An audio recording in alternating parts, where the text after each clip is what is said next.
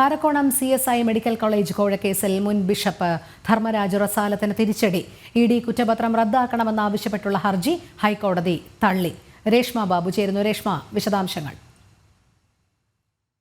Medical കോളേജിൽ തലവരിപ്പണം നൽകിയതുമായി ബന്ധപ്പെട്ട് ED register ചെയ്ത കള്ളപ്പണ ഇടപാട് കേസിലെ കുറ്റപത്രം റദ്ദാക്കണമെന്നാവശ്യപ്പെട്ടുകൊണ്ടാണ് പ്രതിയായ ധർമ്മരാജ് റസാലം ഹൈക്കോടതിയെ സമീപിച്ചിരുന്നത്. ഈ ഹർജിയാണ് ഹൈക്കോടതി സിംഗിൾ ബെഞ്ച് തള്ളിയിരിക്കുന്നത്. കുറ്റപത്രം തള്ളണം എന്നുള്ള ആവശ്യം ഹൈക്കോടതി നിരാകരിക്കുകയായിരുന്നു.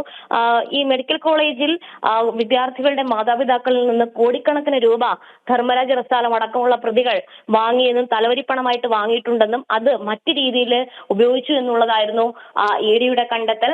ചട്ടങ്ങൾ, വിദേശ നാണയ ചട്ടങ്ങൾ ലംഘിച്ചാണ് ഇത്തരത്തിൽ കള്ളപ്പണം വെളുപ്പിച്ചത് തുടങ്ങിയ കുറ്റങ്ങളായിരുന്നു പ്രതികൾക്ക് എതിരെ ചുമത്തിയിരുന്നത്. ധർമ്മരാജ് റസാലം, അതോടൊപ്പം തന്നെ ബെന്നറ്റ് എബ്രഹാം തുടങ്ങിയവരൊക്കെ തന്നെയായിരുന്നു പ്രതികൾ.